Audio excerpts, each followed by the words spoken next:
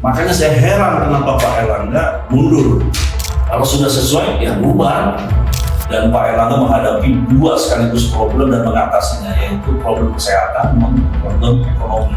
Bang Bahlil perlu belajar lagi lah, atau belum pantas lah jadi ketua umum. Karena kan merubah style Golkar sendiri ya sih. Itu menurut analisa saya, itu blunder keduanya Bahlil Lahadiah sebagai ketua umum. Kamera action. Penonton tim Sani kali ini kedatangan temannya Anthony Cora. Siap. Ini bicara soal isu Golkar yang dimana Anthony Cora berhasil memboyong atau menculik satu orang untuk kita ulik, kita intip apa sebenarnya yang terjadi dengan Golkar dan gerakan Golkar garis keras. Makanya hari ini kita undang nih senior kita, abang kita, Bang Khalid, inisiator gerakan Golkar garis keras. Terima kasih.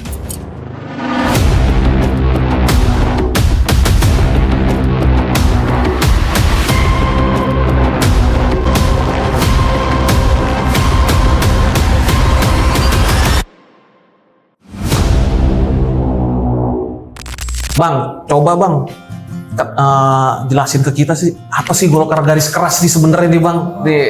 Baik, Golkar garis keras itu muncul sebagai satu bentuk gerakan moral. Kebetulan inisiatornya saya. Waktu tanggal 11 Agustus 2024 yang lahir karena ada fenomena waktu itu peristiwa yang cukup mengejutkan, yaitu mundurnya Erlangga Hartarto dari ketua umum Partai Golkar, sehingga menyebabkan satu keadaan vacuum of power di Partai Golkar. Angin samping, kabar samping beredar kan gitu ya, bahwa ada skenario dari luar untuk mengombok-ngombok atau cawe-cawe Partai Golkar dalam peralihan kekuasaan kepengurusan pasca mundurnya Erlangga Hartarto. Inti pandangan pihak luarnya siapa? Pihak luarnya sementara ini masih spekulatif. Karena ternyata pasca post factum Munas tidak terbukti. Tapi yang tadinya orang luar itu disediakan karpet merah untuk masuk ke dalam Partai Golkar dalam peralihan kekuasaan pengurusan Partai Golkar pasca mundurnya Erlangga Hartarto. Karpet merah masuk dalam itu kan identik partai sendiri, partai tertentu kan? Nah, karpet merah ini dengan partai tertentu itu jadi pertanyaan. Sebenarnya Partai Golkar itu partai terbuka, Benar-benar. boleh masuk. Iya. Tapi kan harus menyatakan diri dia adalah anggota Partai Golkar dengan menunjukkan pendaftaran KPK dan mengikuti proses kaderisasi. Tapi kan orang yang sekiranya mau ditempatkan di situ masih belum jelas. Apakah masih kader partai lain? Apa sudah kader Partai Golkar? Nah, itu juga jadi pertanyaan yang mencuat sebelum Munas itu terjadi dan saat Munas itu terjadi. Berarti ada orang belum punya KTA Golkar mau digadang-gadang jadi pembina, tapi nggak terbukti. Nggak terbukti. Bahkan kursi pimpinan itu ketum ya? Betul. Antara ketum dan ketua dan pembina saat itu dinamikanya. Kalau kita lihat fenomenanya Golkar nih Bang, ini kan upaya untuk mengganti Erlangga ini kan pernah berisik juga sebelum Pilpres kemarin Bang, ada nama Bang Luhut, bahkan ketua umum Golkar sekarang Bahlil dulu juga sempat naik namanya. Menurut Abang, ini yang terjadi hari ini ada kaitannya nggak dengan kegaduhan kemarin Bang? Ini rangkaian ya, Iya. tapi dalam konteks situasi politik yang berbeda. Saat keributan kegaduhan sebelum Agustus ini atau setahun lalu, saat Bang Luhut bicara tentang kepemimpinan Erlangga, itu kan konteksnya Golkar waktu itu masih sebagai koalisi Indonesia Bersatu, yang kemudian Golkar masih punya agenda Erlangga adalah capres atau cawapres karena hasil amanat Munas 10 di 2019. Benar. Dan Golkar masih dianggap mau membangun koalisi tersendiri. Padahal kita ketahui duo dinamit ini kan antara Mr. J dan Mr. P ini kan punya konstelasi yang pengen Prabowo lah jadi capresnya kan gitu ya. Tidak boleh ada dalam koalisi kalau bisa muncul capres lain. Waktu itu Erlangga dianggap masih punya potensial menjadi capres atau cawapres dan membangun koalisi sendiri. Makanya tekanan-tekanan politik di internal melalui isu munaslup dan pergantian ketua umum dan tentu saja isu-isu tekanan-tekanan isu-isu hukumnya Erlangga sendiri. Itu konteks yang berbeda. Kalau konteks yang Agustus kemarin nampaknya sudah matang prakondisi yang dilakukan. Cipta kondisinya udah jadi ya, terutama dengan peralihan kekuasaan yang tinggal 2 bulan lagi. Ada seorang pemimpin yang tidak bisa pulang ke rumah karena sudah diusir dari rumahnya, makanya perlu rumah baru. Oke, menarik. Sehingga dia ingin tidak crash landing, inginnya smooth landing dan pengen punya backing dan rumah yang melindunginya. Dan Partai Golkar dianggap mungkin rumah yang tepat karena memang hubungan kita Partai Golkar dengan yang nggak bisa pulang ini sudah cukup lama dan Golkar sudah cukup baik, bahkan sampai detik terakhir Golkar kan kemudian juga partai pertama yang mendukung dan mendeklarasikan putra pertama, putra mahkota dari nggak bisa pulang nggak bisa pulang yang mau mengambil golongan ini kan gitu ya. Menarik. Ngomong-ngomong nih, kayaknya tadi udah bilang rangkaian ya, berarti ini berapa saat? Aku berapa tahun sih jadi Golkar? Dari 2008. Bukan itu. Insya Allah bukan kaleng-kaleng. Saya mendaftar Partai Golkar itu dari tingkat Jakarta Selatan. Saya daftar di kampung saya itu, dan saya menjadi kader itu masuk ormas dulu. Waktu itu saya soksi. Dan soksinya tuh fokus maker. Fokus maker itu di bawah soksi malah, jadi mahasiswa dan aktivis. Iya. Baru masuk AMPI, baru masuk DPP, kemudian sekarang wakil sekjen KM. Artinya memang berproses ya? Ya, nggak tiba-tiba jadi ketua umum gitu. Tidak. Tapi memang saya terdaftar sebagai pengurusan perusahaan Abu Rizal Bakri. Saya waktu itu sebagai pengurus di LPK. LPK itu di bawah bidang kaderisasi. LPK itu lembaga pengelola kader. Saya waktu itu menyusun rencana strategi dan rencana kerja kaderisasi dari tingkat desa, karakter sampai ke fungsional untuk kader-kader pusat yang ingin maju di DPR. Pusat dan artinya kali kamu memang ini ya? Ya, proses ikut kerja-kerja politik, kerja-kerja organisasi saya ikuti betul. Jadi panitia kegiatan, panitia Munas 2009 misalnya. Terus kenapa kamu bukan Bapak?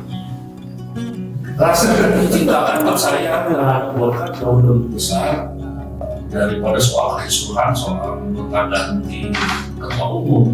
Jadi saya melihat ini perlu adanya kesadaran memperbaiki dan meluruskan proses yang kemarin terjadi. Saya anggap proses yang kemarin terjadi perlu diperiksa kembali, di assessment. Apa sudah sesuai ADRT atau belum? Kalau sudah sesuai, ya bubar. Golkar dari saya akan bubar kalau itu sudah sesuai dengan ADRT. Tapi kalau belum, ya saya akan membukanya aja. Ini ternyata faktanya ini. Berarti ada yang bermasalah dengan hasil Munas kemarin yang menetapkan Bahlil Lahadalia sebagai ketum Golkar. Kalau boleh tahu Bang, poin-poin mana aja yang menurut Abang ini melanggar dari ADART Partai Golkar Bang? Sementara buat saya ini pribadi maupun teman-teman gerakan Golkar Integras masih pertanyaan. Apa sudah sesuai apa belum? Jadi belum ke melanggar, belum ke delik ininya, tuntutannya. Tapi ini masih bertanya, sudah benar belum? Iya. Kan hak tanya itu mau yang saya pergunakan duluan.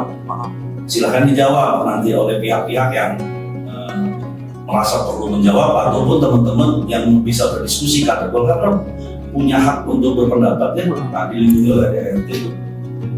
Apakah Munas 11 2024 yang kemarin sudah memenuhi ADART atau belum? Karena setahu saya mestinya Munaslup. Setahu saya Karena kan bukan harusnya Desember kan yang kita tahu seharusnya Munas. Betul, karena Munas itu dalam ADRT hasil Munas 10 2019 di Jakarta tertulis bahwa Munas itu 5 tahun sekali dan di bulan Desember disebutnya. Jelas ada frasa Ada, disebut.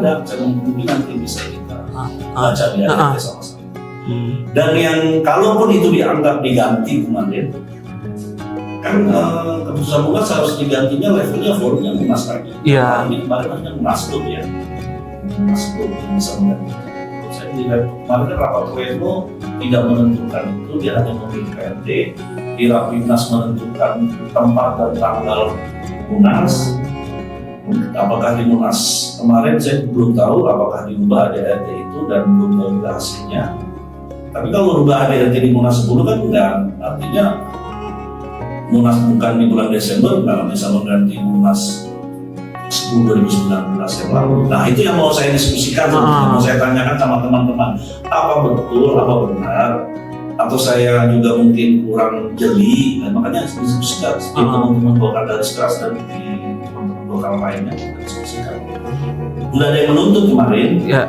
Itu gimana perjalanannya tuh Bang? Tuntut gugatannya tuh Bang? Ada yang saya kenal itu kemarin Rafi Perkasa ya. Iya. Menulis surat kuasa kepada Muhammad Kadafi pengacaranya dan sudah mengajukan tuntutan di PN Jabar atas soal keabsahan Munas kemarin yang bertentangan dengan ADRT. Namun sejauh yang saya ketahui, Rafiq sudah menarik kuasanya, tapi bahwa tuntutan itu di Jabar itu belum dicabut sama pengacaranya. Dan besok tanggal 5 September itu pengacara kabarnya akan tetap memenuhi panggilan pengadilan untuk memeriksa tuntutannya. Kita lihatlah, kita tunggu besok apa hasilnya. Oh berarti tanggal 5 itu tetap akan ada agenda di PM Jakarta Barat teman-teman untuk membahas gugatan ini. Walaupun yang ngasih kuasa udah tarik kuasa, ya tanpa kita tahu alasannya apalah gitu. Alasan saya tahu. Apa betul? Saya komunikasi. Siap. Saya kan Boleh, Bang. mendengar rapat menuntut langsung saya hubungi ya. Ini langsung saya ajak dia bicara di podcastnya Pak Bida. PhD 4K. Dan di situ Rafiq dan pengacaranya pagi itu jam 10 itu ketika podcast masih menyatakan tuntutan itu masih berjalan. Oh, berarti masih fight Ya. barang ini berarti Bang ya? Setelah podcast kita pukul 11.12 Rafiq izin pamit, katanya dia ada pertemuan dengan teman yang lain. Kemudian yang kembali lagi sekitar pukul 23, saya sudah terima video bahwa Rafiq sudah mencabut tuntutan di hadapan Wisman Hasibuan dan Fatah Rafiq saya bilang.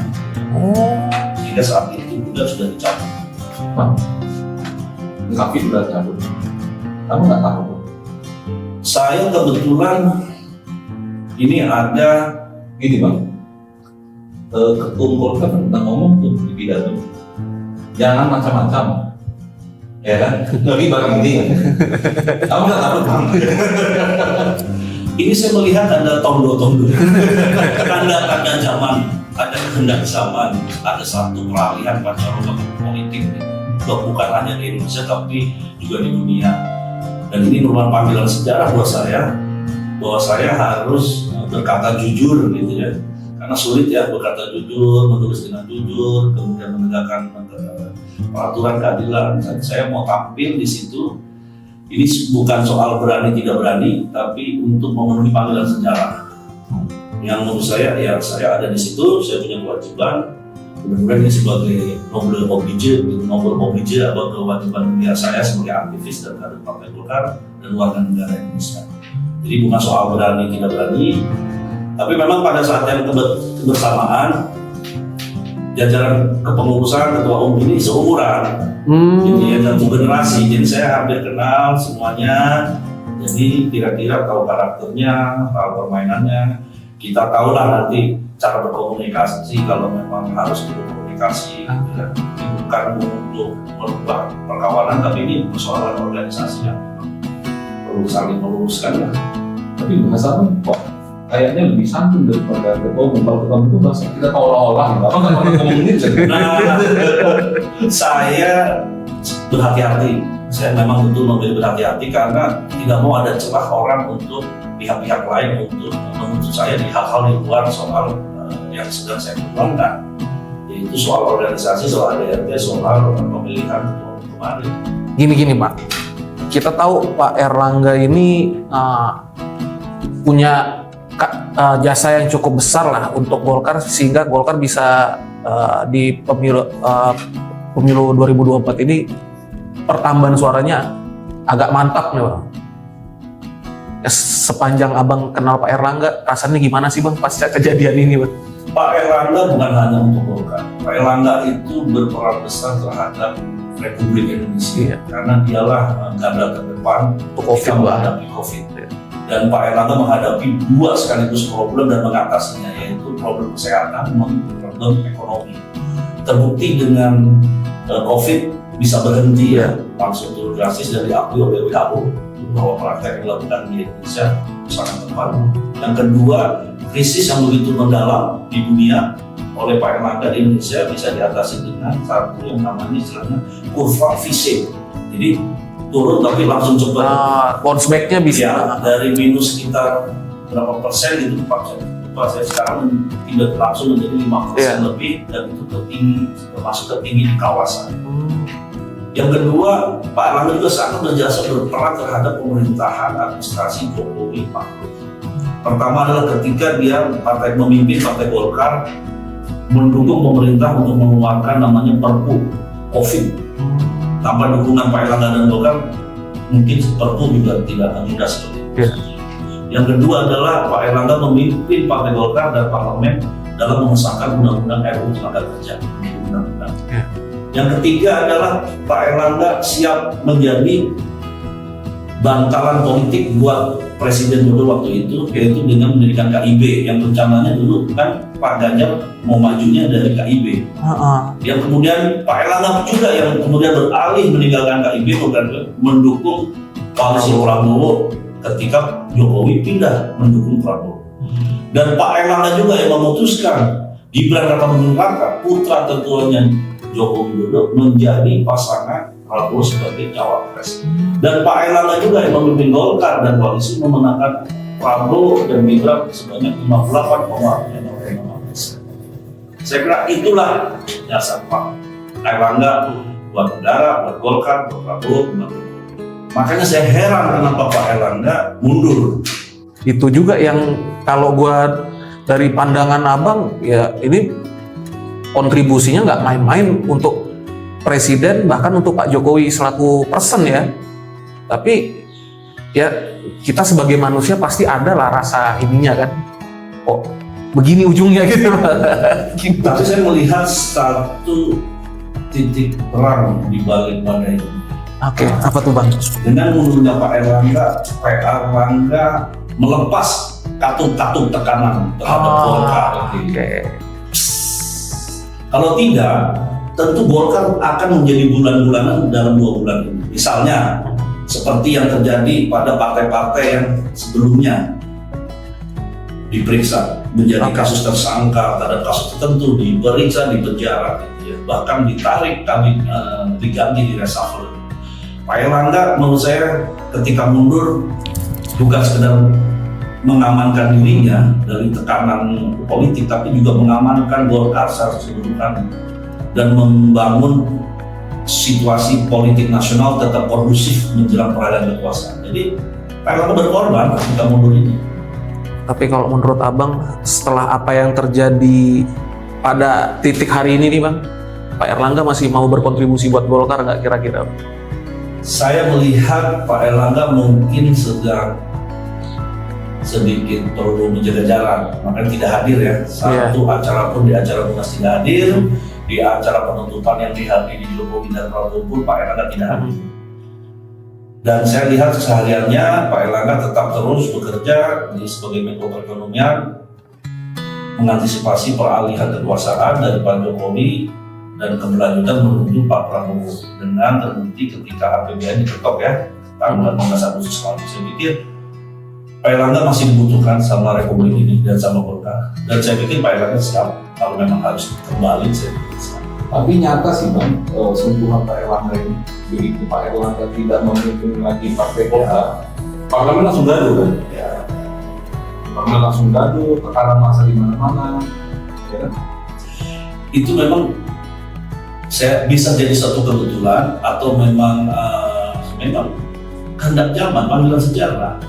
Seperti misalnya gini ya, ini contoh aja ya, soal terakhir flexing kemewahannya Pangeran Mahkota, Pangeran Pisang. Kita bilang lah ketemu PSI bang. Iya, Pisang yang dulu videonya udah tahun lalu tuh ya. Iya. Video ini kan netral aja. Iya. Ada anak presiden naik private jet video ini. Dulu video itu netral untuk hanya gaya-gaya lucu-lucuan. Tapi setahun kemudian dengan konteks yang berbeda, video itu kemudian berbalik menjadi satu bentuk semacam kritik bahkan hujatan gitu ya dari netizen. Itu memang sejarah itu yang membalikan itu, kehendak sejarah. Saya pikir Pak Erlangga muncul pada momentum yang sejarah itu memang membuat dia kemudian jadi mandito gitu ya. Kemudian menjaga jarak dengan situasi yang kisruh sehingga dia tetap bersih, tapi dia punya pandangan yang jernih, dia dibutuhkan pada untuk turun. Iya, mungkin seandainya waktu itu partai Golkar masih dipimpin oleh Pak Erlangga, ini situasi parlemen tidak begitu. Bisa jadi, karena memang DPR ini udah tanpa kepemimpinan juga secara kelembagaan ya, bukan hanya soal Pak Erlangga ya. Ada yang menarik lagi nih Bang, gue mau minta pandangan Abang nih. Dalam pidatonya Ketua Umum yang baru nih, Pak Bahlil kan katanya dia pingin Golkar nggak ada faksi-faksi lagi nih Bang. Yang padahal yang kita tahu di Golkar itu kan ada kelompok militernya, purnawirawan, ada kelompok aktivisnya, ada kelompok pengusahanya. Justru keragaman itu yang menurut gua membuat Golkar besar ya, dengan segala kemampuan masing-masing kelompok ini ya. Kalau ini dihapuskan menurut Abang akan merubah style Golkar sendiri ya sih? Itu menurut analisa saya itu blunder keduanya Bahlil Lahadiah sebagai Ketua Umum. Tapi itu perlu dimaklumi lah ya, karena Pak Bahlil ini kan belum pernah berinteraksi dan tidak memahami peta pola hubungan dan suasana kebatinan DPP. Jadi Pak Bahlil ini kan besar organisasinya di luar Partai Golkar ya, di organisasi sebelumnya. Jadi mungkin belum memahami apa yang situasi akan terjadi, kaget gitu. Saya setuju dengan Antoni bahwa harusnya ya Golkar ini punya tradisi panjang menghargai perbedaan pandangan dan demokrasi yang terbuka antar kelompok, baik itu yang bersifat primordial sosok dan ketokohan maupun ormas gitu ya, organisasi yang didirikan maupun mendirikan Partai Golkar. Pastinya warna keberagaman itu harus tetap ada, tidak bisa dihilangkan. Itu blunder kedua yang Bahlil saya lihat, sehingga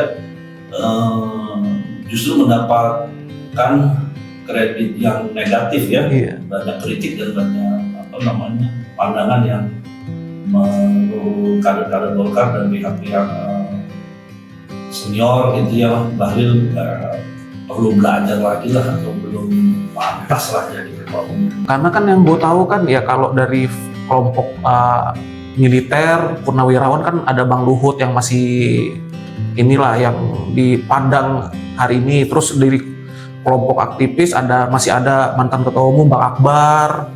Terus kelompok pengusaha ada Bang Ical.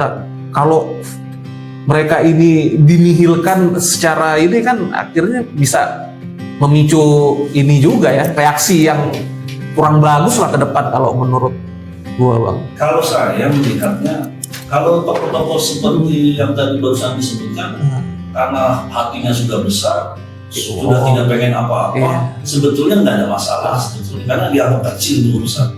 Tapi kan untuk lapis 2, lapis 3, lapis 4 yang di bawahnya itu yang harus mendapatkan peran, masih ingin berartikulasi, ingin membawa Partai Golkar lebih baik di masa depan, dan punya harapan Partai Golkar bisa menjadi kendaraan politik yang bisa maksimal digunakan oleh para kader-kader Golkar lapis 2, lapis 3 ini gitu.